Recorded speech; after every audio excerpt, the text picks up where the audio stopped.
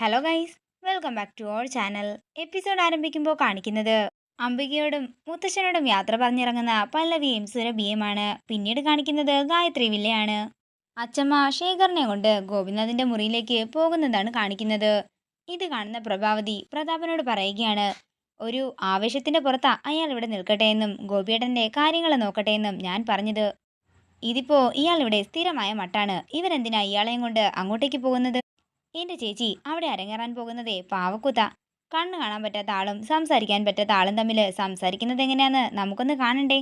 അല്ലെങ്കിൽ അവരുടെ നീക്കങ്ങള് നമുക്ക് ശ്രദ്ധിക്കണ്ടേ എന്ന് പറഞ്ഞ് പ്രഭാവതിയെ കൂട്ടിക്കൊണ്ട് പ്രതാപൻ ഗോപിനാഥിന്റെ മുറിയിലേക്ക് പോവുകയാണ്.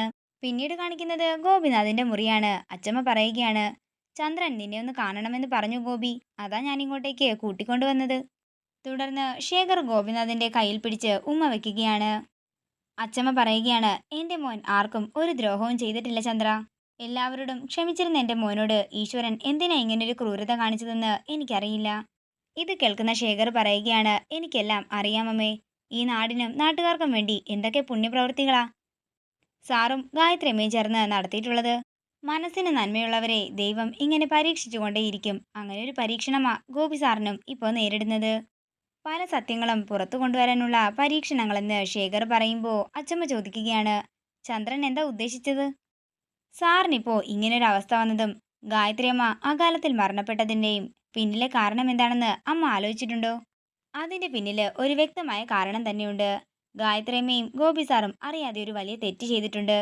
ഇത് കേട്ടുകൊണ്ട് അങ്ങോട്ടേക്ക് വരുന്ന പ്രതാപനും പ്രഭാവതിയും ഒരു ഞെട്ടലോടെ നിൽക്കുകയാണ്. വലിഞ്ഞു കയറി വന്ന ചില നായ്കൾക്ക് ചോറും പാലും നൽകി വളർത്തി. അവസരം വന്നപ്പോൾ അവര് തിരിഞ്ഞു കടിക്കുകയും ചെയ്തു. ആ നന്ദി കെട്ട നായ്ക്കളെ അവര് തിരിച്ചറിയാൻ വൈകി. ആ തെറ്റിന്റെ ശിക്ഷയാണ് ഇങ്ങനെ ഒരു ദുരനുഭവത്തിന് കാരണമെന്ന് ശേഖർ പറയുകയാണ്. ഇത് കേൾക്കുന്ന പ്രഭാവതിക്ക് തനിക്കന്ന് ആ ചെക്ക് കിട്ടിയതും ചെക്കിന്റെ പിന്നിൽ നന്ദിയില്ലാത്ത നായ്ക്കൾക്ക് എഴുതിയത് കണ്ട കാര്യവുമെല്ലാം തന്നെ ഓർമ്മ വരികയാണ്. തുടർന്ന് പ്രഭാവതി പ്രതാപനെ വിളിച്ചുകൊണ്ട് അകത്തേക്ക് ചെല്ലുന്നു. എന്റെ മനസ്സ് പറയുന്നു, ഗോപി സാറ് എത്രയും പെട്ടെന്ന് സുഖം കൈവരിക്കുമെന്ന്. ആ നന്ദി കെട്ട നായ്ക്കൾ അദ്ദേഹം തിരിച്ചറിയുമെന്ന എന്റെ മനസ്സ് പറയുന്നത്.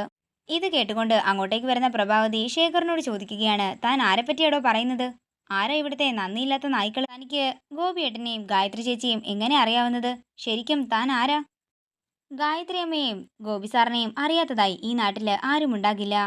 ഞാനും അവരുടെ അടുത്ത് നിന്ന് സഹായം കൈപ്പറ്റിയിട്ടുള്ള ഒരാളാണ്. ബാങ്ക് വഴിയോ അല്ലെങ്കിൽ തപാൽ വഴിയോ. കാഴ്ചയുള്ളപ്പോൾ ഇവരെ നേരിട്ട് കാണണമെന്ന് ഒരുപാട് ആഗ്രഹിച്ചതാ. പക്ഷേ എൻ്റെ കാഴ്ച നഷ്ടപ്പെട്ടപ്പോഴാണ് എനിക്കിവരെ കാണാനായി ഒരവസരം ഒത്തുവന്നത്. ഇത് കേൾക്കുന്ന പ്രതാപം പറയുകയാണ്, അളിയന്റെ മനസ്സ് വിഷമിപ്പിക്കുന്ന ഒരു കാര്യങ്ങളും നടത്തരുതെന്നാ ഡോക്ടർ പറഞ്ഞിരിക്കുന്നത്. അതുകൊണ്ട് ഇയാളെ മുറിന്ന് പുറത്തു പോക്കെ. പ്രതാപ, ഗോപിയെ കാണാനാ ചന്ദ്രൻ ഇങ്ങോട്ടേക്ക് വന്നത്. അയാൾ പറയാനുള്ളത് പറയട്ടെ. വിലങ്ങ് തടിയാകാതെ നീ പോകാൻ നോക്ക്. ചേച്ചി പറഞ്ഞത് കേട്ടില്ലേ എന്ന് പ്രതാപൻ ചോദിക്കുമ്പോൾ, പരദൂഷണവും കഥാപ്രസംഗവും കേൾക്കാൻ താല്പര്യമുള്ളവര് ഇവിടെ ഇരുന്ന് കേൾക്കട്ടെ പ്രതാപ. നമുക്ക് പോകാമെന്ന് പറഞ്ഞ് പ്രതാപനെയും കൂട്ടിക്കൊണ്ട് പ്രഭാവതി അവിടെ നിന്ന് പോകുന്നു. ചന്ദ്രന് കുടുംബമൊന്നുമില്ലേ എന്ന് അച്ചമ്മ ചോദിക്കുമ്പോൾ, കൂടുമ്പോൾ ഇമ്പമുള്ളതാണല്ലോ കുടുംബം. അങ്ങനെ ഒന്നിനുള്ള സൗഭാഗ്യം എനിക്കുണ്ടായിരുന്നില്ലെന്ന് പറഞ്ഞ് ശേഖർ പുറത്തേക്ക് പോകുന്നു. അതേസമയം ഗോപിനാഥിന് ശേഖറിനെ കാണുമ്പോൾ അത് തന്റെ പഴയ PA ചന്ദ്രശേഖറാണോ എന്ന് സംശയമുണ്ടാവുകയാണ്. പിന്നീട് കാണിക്കുന്നത് പ്രഭാവതിയെയും പ്രതാപനെയുമാണ്. പ്രതാപൻ പറയുകയാണ്, കണ്ണ് കാണാത്ത ആളാണെങ്കിലും അയാൾക്ക് പഴയ കാര്യങ്ങളൊക്കെ നന്നായിട്ട് അറിയാമല്ലോ ചേച്ചി. തുടർന്ന് പ്രഭാവതി പറയുകയാണ്, ഏത് നിമിഷവും ശിക്ഷ കഴിഞ്ഞ് അയാൾ പുറത്തു വരും. ആ കാര്യം ഓർക്കുമ്പോഴാ എനിക്ക് പേടി. നമ്മളെപ്പോഴും ജാഗ്രതയോടെ ഇരിക്കണം പ്രതാപ. മുറിവേറ്റ നായാണ് ശേഖർ. വേട്ടനായ്ക്ക് എപ്പോഴും കൂറ് അതിന്റെ യജമാനനോടായിരിക്കും.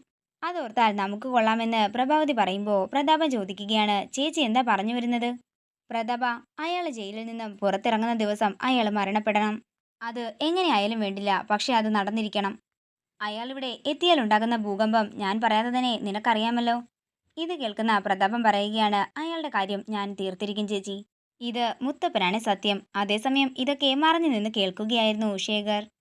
പ്രഭാവതി, ഈ ശേഖറിനെ കൊല്ലാൻ നോക്കുന്ന സമയം നീ തനിയെ രക്ഷപ്പെടാൻ നോക്ക്. ഏത് മാളത്തിൽ പോയി വിളിച്ചാലും നിനക്കിനി രക്ഷയില്ല. നിന്റെ സമയമൊക്കെ ഞാൻ കുറിച്ചു കഴിഞ്ഞതാണ്. ഞാനാണ് നിന്റെ കാലൻ. പിന്നീട് കാണിക്കുന്നത് പാറുവിനെയും മണിക്കുട്ടനെയുമാണ്. തന്റെ കമ്മല് നഷ്ടപ്പെട്ട കാര്യവും ജാസ്മിന്റെ കയ്യിൽ ആ കമ്മല് കണ്ട കാര്യവും എല്ലാം തന്നെ പാറു മണിക്കുട്ടനോട് പറയുകയാണ്. ആ ജാസ്മിൻ എന്താണെങ്കിലും അത് മോഷ്ടിച്ചത് തന്നെയാണെന്ന് മണിക്കുട്ടൻ പറയുന്നു. അതേസമയം എവിടെ നിന്നോ ഒരു ശബ്ദം കേൾക്കുകയാണ്. മണിക്കുട്ട, ഇതെവിടുന്നാ ഈ ശബ്ദം കേൾക്കുന്നത്? എനിക്കറിയില്ല പാറു എന്ന് മണി പറയുമ്പോൾ പാറു അവിടെയെല്ലാം തിരയുകയാണ്. തുടർന്ന് പാറു അത് കണ്ടുപിടിക്കുകയാണ്. മ്യൂസിക് ബോക്സിൽ നിന്നായിരുന്നു ആ ശബ്ദം കേട്ടുകൊണ്ടിരുന്നത്. മണിക്കുട്ട, ഈ ശബ്ദം എങ്ങനെ നിർത്തുന്നതെന്ന് പാറു ചോദിക്കുമ്പോൾ എനിക്കറിയില്ലെന്ന് നീ ശ്രമിച്ചു നോക്കാൻ മണിക്കുട്ടൻ പറയുകയാണ്. അതേസമയം മ്യൂസിക് ബോക്സിൽ നിന്നും തുറക്കാൻ പറഞ്ഞുകൊണ്ട് ശബ്ദം വന്നുകൊണ്ടേയിരിക്കുന്നു.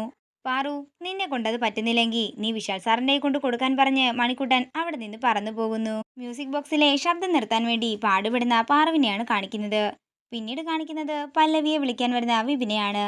അങ്ങനെ പല്ലവിയെയും കൂട്ടിക്കൊണ്ട് വിപിൻ ഗായത്രി വില്ലയിലേക്ക് വരികയാണ്. പരിഭ്രാന്തിയോടെ മ്യൂസിക് ബോക്സിലേക്ക് നോക്കി നിൽക്കുന്ന പാറുവിനെ കാണിച്ചുകൊണ്ട് ഇന്നത്തെ എപ്പിസോഡ് ഇവിടെ തീരുകയാണ്. വീഡിയോ ഇഷ്ടമായെങ്കിൽ മറക്കാതെ ലൈക്ക് ചെയ്യുക, ഷെയർ ചെയ്യുക, കമൻറ്റ് ചെയ്യുക.